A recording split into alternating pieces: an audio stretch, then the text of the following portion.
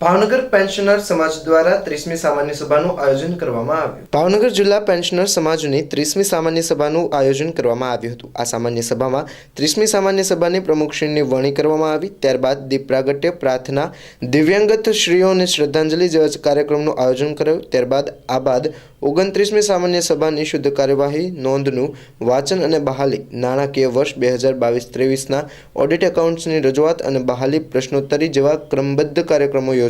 આ 30મી સામાન્ય સભામાં પ્રમુખ ટી.ડી. પટેલ, ઉપપ્રમુખ પી.એમ. મહેતા, મહામંત્રી બી.એસ. પટેલ, મંત્રી એ.વી. પાઠક જેવા જિલ્લા પેન્શનર સમાજના અધિકારીઓ તેમજ સદસ્યો અને કાર્યકરો બહોળી સંખ્યામાં હાજર રહ્યા હતા।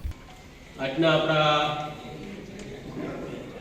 સમારંભના અધ્યક્ષ શ્રી હેમાંશુ સાહેબ, જોશી સાહેબ, તેઓનો પરિચય આપું તો તેઓ નિવૃત્ત ડિસ્ટ્રિક્ટ જજ તરીકે નિવૃત્ત થયા છે ફેમિલી કોર્ટના।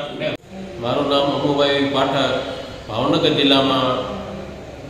જિલ્લા પેન્શનર સમાજના હું સેક્રેટરી તરીકે સેવા આપું છું। આ પેન્શનર સમાજ 1996થી કાર્યરત છે। એમના ટ્રસ્ટમાં રજીસ્ટર થયેલ છે અને દર વર્ષે સીએ મારફત એનું ઓડિટિંગ કરવામાં આવે છે।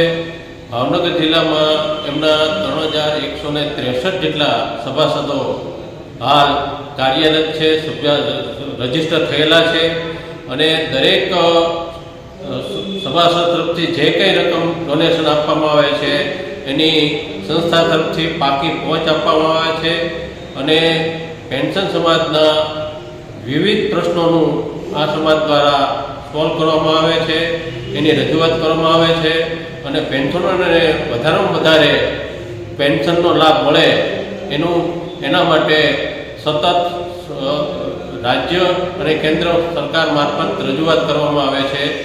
આ સંસ્થામાં દર વર્ષે એક સામાન્ય સભા સાથે આ ઉત્સવ યોજવામાં આવે છે।